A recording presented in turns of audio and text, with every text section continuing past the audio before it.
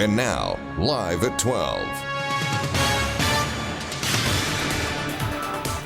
ආයුබෝවන් එක්වන්න අදත් ඇත්ත දැනගන්න ලංකාවේ අංක 1 සමබර තොරතුරු ප්‍රකාශය live at 12 සමග.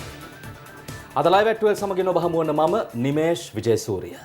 මම ෆාතිමා නස්රින්. අදත් මුල්ම අවධානය ප්‍රධාන පුවත් සිරස්තල වෙතයි. කෝටියක මත්කුඩු සමග 5 දෙනෙකු මහරගමදී අත්අඩංගුවට. මේ තමයි සාමාන්‍ය ලෝකල් මාකට් එකේ ඉන්න මිනිස්සුන්ට අලෙවි කරන්න මේ පොඩි අර ගම්මට්ටමින් බෙදෙන විකුණන මිනිස්සුන්ට අලෙවි කරන පැට් එකක්. 20 වෙනි සංශෝධනයට එරෙහි පෙත්සම් විභාගය දෙවන දිනටත් ආරම්භයි. විපක්ෂ නායක සජිත්ගේ රත්මලානේ ජනහමුවට ගල් ප්‍රහාරයක්.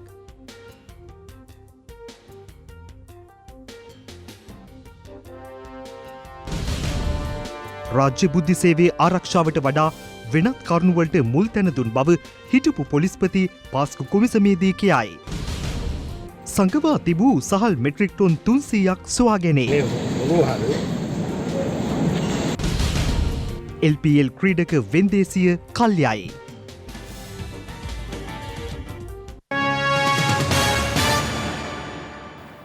විසිවන ආණ්ඩු ක්‍රම ව්‍යවස්ථා සංශෝධන කෙටුම්පත අභියෝගයට ලක් කරමින් ඉදිරිපත් වී ඇති පෙත්සම් විභාගය අද දෙවන දිනටත් ආරම්භ වුණා. ඒ අගවිනිසුරුවරයා ප්‍රමුඛ පංචපුද්ගල විනිසුරු මඩුල්ල හමුවේ. ආණ්ඩු ක්‍රම ව්‍යවස්ථාවේ 20 වන සංශෝධන පනත් කෙටුම්පත අභියෝගයට ලක් කරමින් ශ්‍රේෂ්ඨාධිකරණයට ඉදිරිපත්ව තිබූ පෙත්සම් පිළිබඳ විභාගය ඊයේ ආරම්භ වුණා. එහිදී ආණ්ඩුව පාර්ලිමේන්තුව හමුවට ඉදිරිපත් කළ ආණ්ඩු ක්‍රම ව්‍යවස්ථාවේ 20 වන සංශෝධන පනත් කෙටුම්පත යලි සංශෝධනය කිරීමට ආණ්ඩුව තීරණය කර ඇතැයි නීතිපතිවරයා ඊයේ ශ්‍රේෂ්ඨාධිකරණයට දැනුම් දුන්නා. 20 වන ව්‍යවස්ථා සංශෝධන කෙටුම්පත අභියෝගයට ලක් කරමින් දේශපාලන පක්ෂ ඇතුළු පාර්ශ්ව 39ක් විසින් පෙත්සම් ඉදිරිපත් කර තිබූ අතර ඊයේ පෙත්සම්කරුවන් ඉල්ලා සිටියේ පාර්ලිමේන්තුව හමුවට ඉදිරිපත් වී ඇති කෙටුම්පත එලෙසම සම්මත වීමට නම් 3/2 බහුතරයක් ප්‍රමාණවත් නොවන බැවින් ජනමත විචාරණයකටද යොමු විය යුතු බවට නියෝගයක් ලබා දෙන ලෙසයි. එසේම 20 වන ව්‍යවස්ථා සංශෝධන පනත් කෙටුම්පතේ සිදු කරන වෙනස්කම් අඩංගු ලේඛනයක් මෝසමක් මාර්ගයෙන් ඉදිරිපත් කරන බව නීතිපති දප්පුල දලිවේරා මහතා ඊයේ අධිකරණය හමුවේ ප්‍රකාශ කළා. ඒ සමග පෙත්සම්කාර පාර්ශවය කළ ඉල්ලීමකට අනුව අදාළ සංශෝධනවල පිටපත් ඔවුන් වෙත ලබා දෙන ලෙසයි විනිසුරු මඩුල්ල දැනුම් දුන්නේ. මේ අතර 20 වැනි ආණ්ඩු ක්‍රම ව්‍යවස්ථා සංශෝධන පනත් කෙටුම්පත අභියෝගයට ලක් කරමින් ඉදිරිපත් වී ඇති පෙත්සම් විභාගය අද දෙවන දිනටත් අගවිනිසුරුවරයා ප්‍රමුඛ පංචපුද්ගල විනිසුරු මඩුල්ල හමුවේ කැඳවනු ලැබුවා. කාන්තාව පිළිබඳව විශේෂ අවධානයක් යොමු ඇති කාලවකවානුවක එලිනා ජයවර්ධන වැනි නිහතමානී කාන්තාවක් පිළිබඳව කෘතියක් එළිදැක්වීම ඉතාමත් කාලෝචිත බව අග්‍රාමාත්‍ය මහින්ද රාජපක්ෂ මහතා පවසනවා. අග්‍රාමාත්‍යවරයා මේ අදහස් පළ කළේ ඊයේ කොළඹ බණ්ඩාරනායක ජාත්‍යන්තර සම්මන්ත්‍රණ ශාලාවේ පැවති උත්සවයකට එක්වෙමින්. ප්‍රජාතන්ත්‍රවාදී ඒකාධිපතියා ජේ.ආර්. ජයවර්ධන යුගයේ නොපෙළ කතා කෘතිය එළිදැක්වීම සහ එලිනා ජයවර්ධන චරිතයක කතාවක් ග්‍රන්ථ යුගල එළිදැක්වීම ඊයේ කොළඹ බණ්ඩාරනායක සම්මන්ත්‍රණ ශාලාවේදී පැවැත්වුණා. මෙම ග්‍රන්ථවල මුල් කෘති එහි රචකයන් වූ ප්‍රදීප් ජයවර්ධන සහ සාගරිකා දිසානායක විසින් මේ අවස්ථාවට එක් වූ අග්‍රාමාත්‍යවරයා වෙත පිළිගන්වනු ලැබුවා. අද වාක් දේශපාලනයේ ඒ පාර්යාවන් හින්දා තමයි දැන් දේශපාලඥයා පිළියෙන්නේ කියලා කිව්වොත් මම නිවැරදි කියලා මම විශ්වාස කරනවා. උන්ට දොස් කියනවා නෙවෙයි. උන්ගේ හැසිරීම තුළ මම හිතන්නේ දේශපාලන කරනකට අපිට නිකන් ජයජාවද මාන්නගේ පාර්යාව පිළිබඳව වෙන දැක්වීම තම ආලෝචිතයි. ඒ කාන්තාවන්ටත් මම හිතනවා වැදගත් කියලා විශ්වාස කරනවා. ඒ වගේම අද ශිෂ්‍යයන් මෙවැනි යුගයක කාන්තාව පිළිබඳව විශේෂ අවධානයක් යොමු වෙලා තියෙන දාවක එතුමියගේ කරිතක් දාන ඉවත් කිරීම වැදගත්. විපක්ෂ නායක සජිත් ප්‍රේමදාස මහතා සහභාගී වූ ජනහමුවකට ඊයේ ගල් ප්‍රහාරයක් එල්ල වුණා. මෙසේ ගල් ප්‍රහාරයක් එල්ල වී තිබුණේ රත්මලාන කොතලාවල රස්ටම් වත්ත ප්‍රදේශයේ පැවති ජනහමුවකදී. විපක්ෂ නායක සජිත් ප්‍රේමදාස මහතා සභාව ඇමතීම ආරම්භ කර සුළු වේලාවකදී මේ ගල් ප්‍රහාරය එල්ල වුණා. මේ රටේ මහ පොළොවට පය ගහලා ජීවත් වෙන ජනතාවගේ ප්‍රශ්න එමටයි. ආණ්ඩුවක් පත් වෙන්නේ රටේ ජනතාවට හොඳ ජන ජීවිතයක් උදා කරන්න. Lagi galga no? Lagi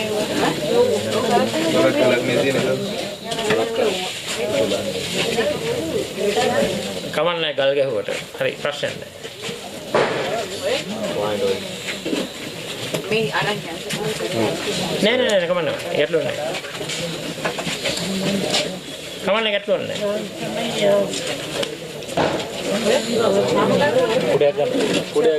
නෑ මම යන්නේ. ගල් ගැහුවට මම යන්නේ. වෙඩි තිබෙන්නේ. හා? වෙඩි කිව්වත් යන්නේ. ඔව්. ප්‍රශ්න නැහැ මිත්‍රවරුනි බය වෙන්න එපා. ගල් ගැහුවයි කියලා මම යන්නේ. අපි හැමෝම දන්නවා මේ රත්මලානේ දේශපාලනේ කවුද මෙහෙවන්නේ? මදාවියොන්ට බයයි මම ඉන්නේ නැහැ. මේ නිසා මම ඕනම දෙයකට ඕනම අභියෝගයකට මුහුණ දෙන්න ලෑස්ති. මම කිසිසේත්ම බියට පත්වන්නේ නැහැ. කෙසේ වෙතත් විපක්ෂ නායකවරයා ජනහමුව නිමා කර නිරුපද්‍රිතව පිටව ගියා. අපි ගියලන්න.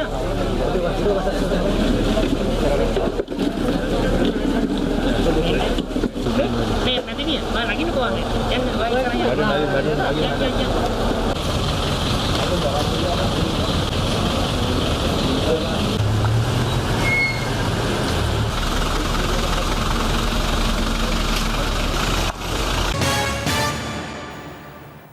ලබන වසර වනතුරු ගුවන්තොටුපළ විවෘත කිරීමේ හැකියාවක් නොමැති බව සංචාරක අමාත්‍ය ප්‍රසන්න රණතුංග මහතා පවසනවා.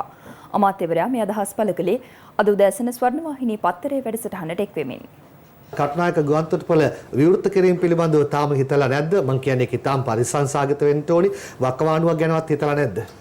රංගන WHO එක World Health Organization එක කියන පරිදි දෙසැම්බර් මාසය වෙනකොට කොවිඩ් වල ඉහළ මට්ටමක් දකින්න පුළුවන් වෙයි කියන කාරණාව කියනවා. ඒ නිසා ලංකාව අද කොයිතරම් ආරක්ෂිත තත්ත්වයක වුණත් අපි ඔයගලන්ට හිතෙනවා ඇති සමහර දැන් පාරේ යනකොට කවුරුත් මුඛවාඩම් බඳින්නෙත් නැහැ. දැන් කොවිඩ් එක ලංකාවේට අමතක වෙලා ඒ තරම් හොඳ පාලනයක් වෙලා තියෙනවා. නමුත් අපි ගුවන්තොටුපළ ඇරියොත් පිටරට වලින් එන අයත් එක්ක මේක පාලනය කරගන්න බැරි තත්ත්වයක් වුණොත් අපිට අත්දැකීම් තියෙනවා ඕස්ට්‍රේලියාව නවසීලන්තයට වෙච්ච දේවල්. ඒ නිසා ජනාධිපතිතුමා පැහැදිලිව අපිට කියලා තියෙන්නේ කොයි කමිටුවත් සෞඛ්‍ය අංශවල උපදෙස් අරගෙන ගුවන්තොටුපළ විවෘත කරන්න කියන කාරණාව. ඒ නිසා ඕනම අවස්ථාවක අපිට කියලා පැය 24ක් ඇතුළත සාමාන්‍ය පරිදි ගුවන්තොටුපළ ක්‍රියාත්මක කිරීමේ හැකියාව අපිට තියෙනවා. ඒ කියන්නේ ලබන වසර වනතුරු විවෘත කිරීමක් ගැන දැනට අපිට හිතන්න බෑ. අමාරුයි රංගන. ඒක අපිට පොරොන්දු වෙන්නත් බෑ. අපිට ඒක අනාවැකි කියන්නත් බෑ. කරන්නේ අපි අනිවාර්යයෙන්ම මේ රටේ මිලියන 21ක් ජනතාවගේ ආරක්ෂාව ගැන සහතිකයක් ඇතුව තමයි අපිට කටයුතු කරන්න වෙන්නේ.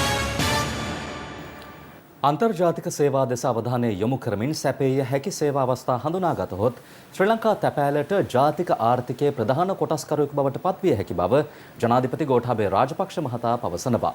ජනාධිපතිවරයා පෙන්වා දුන්නේ තැපෑල සතු සම්පත් නිසි ලෙස කළමනාකරණයෙන් අදාළ ඉලක්ක වෙත පහසුවෙන් ළඟා විය හැකි බවයි.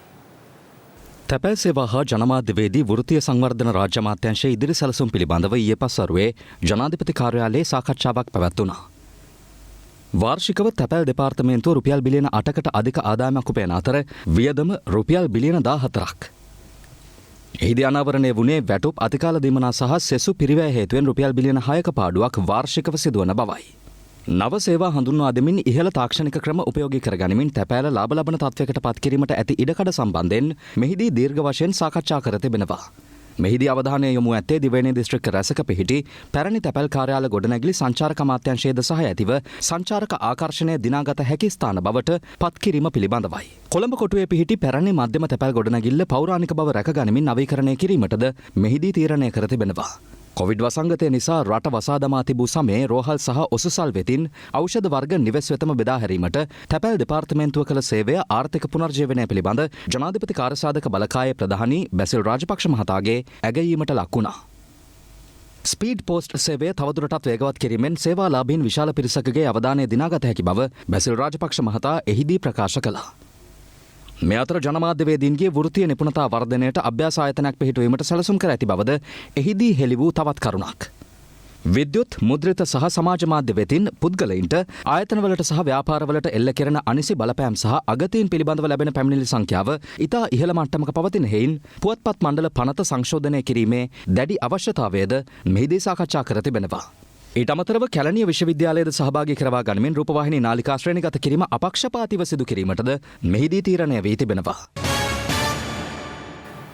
කෙටි විරාමයක් ලබා ගන්නයි මේ සූදානම.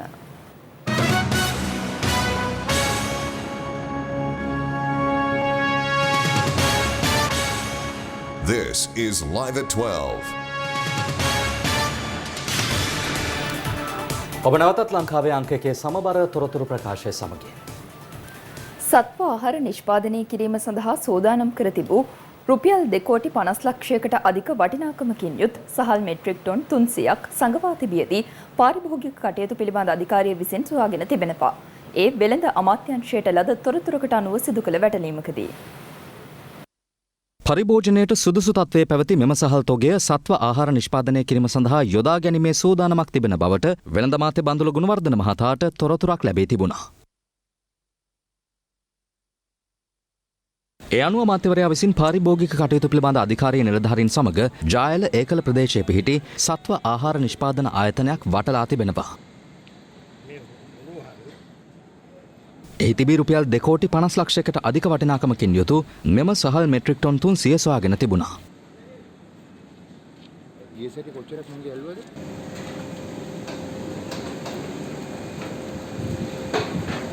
ඒ අනුව මෙම සත්ව නිෂ්පාදන ආයතනය සතු ඇති අනෙකුත් තොග සහ භාවිතා කරන ලද තොග සම්බන්ධයෙන් විධිමත් විමර්ශනයක් පැවැත්වීමටද පාරිභෝගික කටයුතු පිළිබඳ අධිකාරිය පියවරගෙන තිබෙනවා.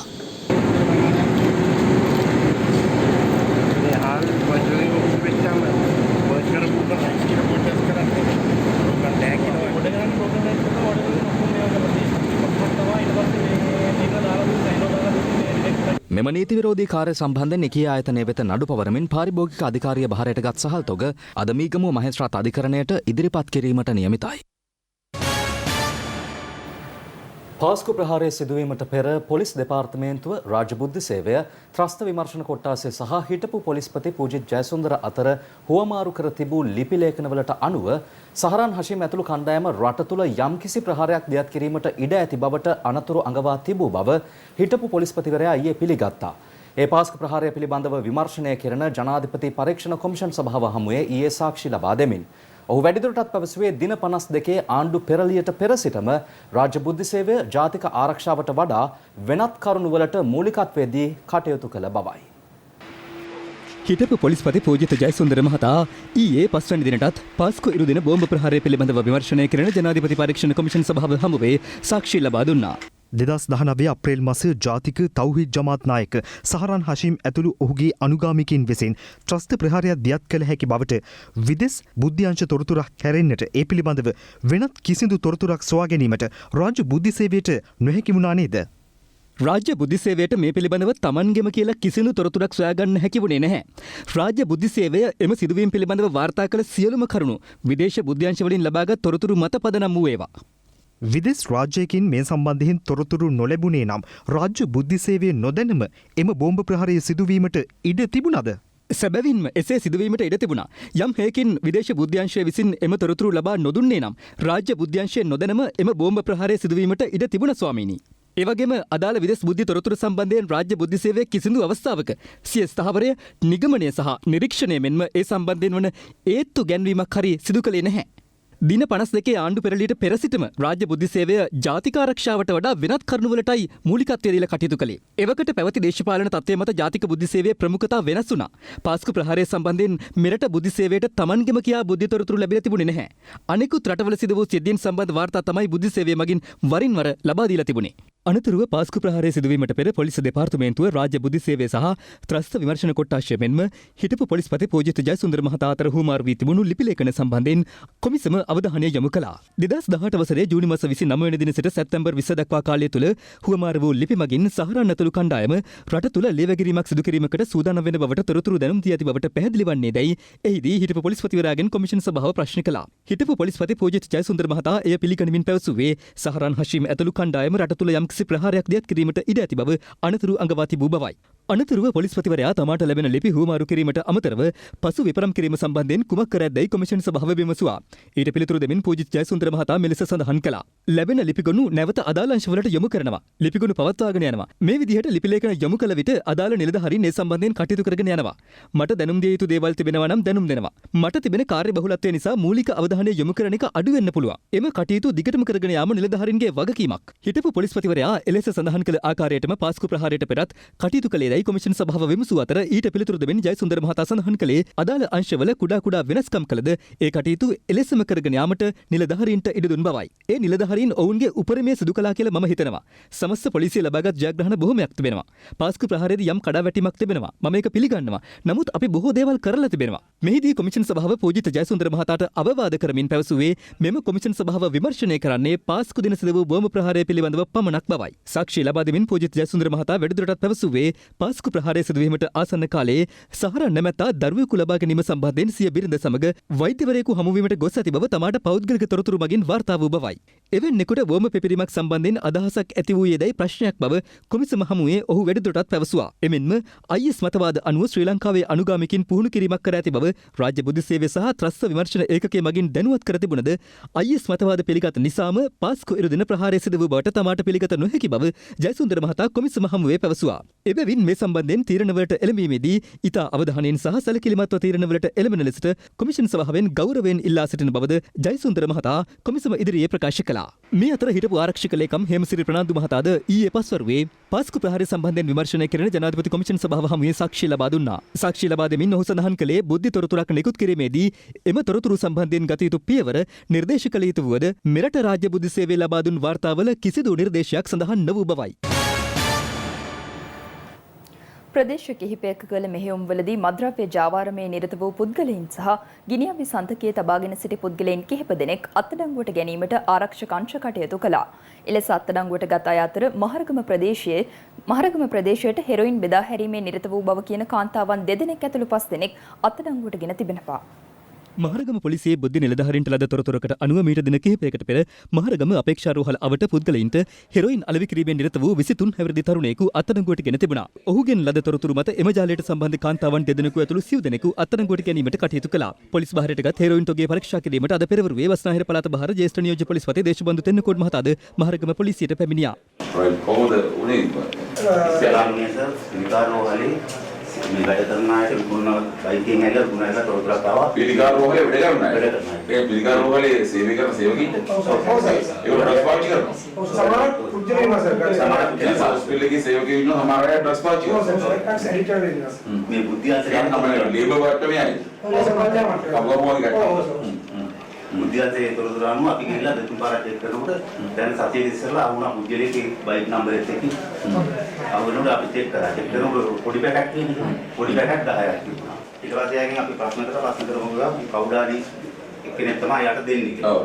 ඔව්. ඒ අනුව ඔය මට දැන්වත් කරලා අපි ඒ පොලිසියට මෙසේජ් දීලා. ඔව්. ගියා ඔව්. ගේ බලලා අපිට ගියාද?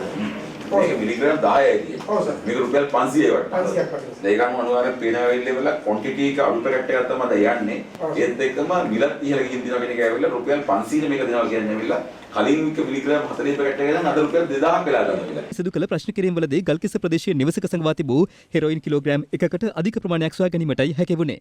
අදාළ පුද්ගලයින් දැනට බන්ධනාගාරගතව පසුවන දර්ශන හෙවත් ID නැමැත්තාගේ උපදෙස් මත එම ජාවාරම මෙහෙයවා ඇති බවට තොරතුරු ලැබී තිබෙනවා.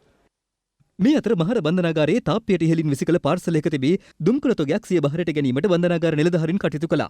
පොලිස් විශේෂ කාර්ය බලකායේ කතරගම කඳවුරේ නිලධාරීන් තම්මැන්නව ප්‍රදේශයේදී ගිනිඅවි 3ක් සමග සැකකරුවන් දෙදෙනෙකු අත්අඩංගුවට ගෙන තිබෙනවා. අදාළ සැකකරුවන් සහ ගිනිඅවි කතරගම වනජීවි නිලධාරීන්ට බහර දීමටයි පියවර ගත්තේ. මැදගම පොලිසිය කිවුල ආර ප්‍රදේශයේ වගා කර තිබූ ගංජා වගාවක් විනාශ කිරීමට පියවර ගත්තා. වැටලීම සිදු කරන අවස්ථාවේ සැකකරුවන් පලා ගොස් ඇති අතර ඔවුන් අත්අඩංගුවට ගැනීමට මෙහෙයුමක් ක්‍රියාත්මකයි. මේ සූදානම යලිත් කෙටි විරාමයක් ලබා ගන්නට.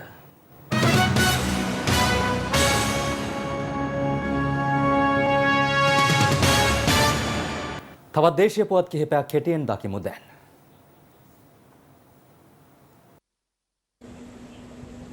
කජු සංස්ථාවේ මැදිහත්වීමෙන් කජු පැල 1,60,000ක් තවන් දැමීමේ කටයුතු අමාත්‍ය ජානක වක්කුඹුර මහතාගේ ප්‍රධානත්වයෙන් මිහින්තලයේදී සිදු කෙරුණා.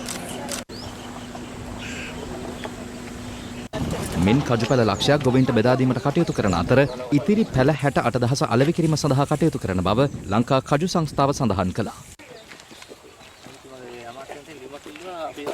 පිට 2025 වෙනකොට අපේ ලංකාවේ කජු වලින් ෂෝන් පෝෂිත කරන්න තමයි අපි බලාපොරොත්තු වෙන්නේ. ඒක නිසා අපි ලංකාව පුරා අපේ සංස්ථා සතුව පැලතවන් විශාල ප්‍රමාණයක් තියෙනවා. අපි මේ අද දිනේ කරන්නේ අපේ මේ ප්‍රදේශයේ උතුරු ප්‍රදේශයට අවශ්‍ය පැල ලබා දීමේ කටයුතු තමයි කරේ. පැල ලක්ෂයක් අපි අද දිනේදී ප්‍රතිලාභීන් අතර බෙදා දුන්නා. පන්නල ප්‍රදේශයේදී කුලියාපිටිය පොලිසිය රථවාහනාංශය විසින් සිදු කළ හදිසි වැටලීමකදී ඇමෝනියා කිලෝග්‍රෑම් 300ක් සොයාගෙන තිබෙන බව. පොලිසිය පැවසේ කිලෝ 50 උර 6ක ඇමෝනියා බහා තිබූ බවයි.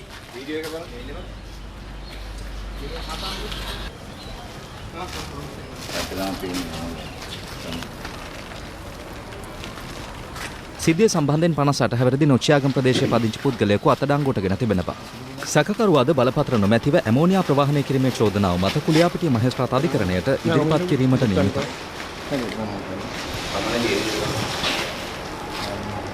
දෙන්නේ මොනවද? ඇමෝනියා. ඒ සමගින් ලයිව් ඇට් වෙලා අදට අවසන් ඔබට සුබ දවසක්.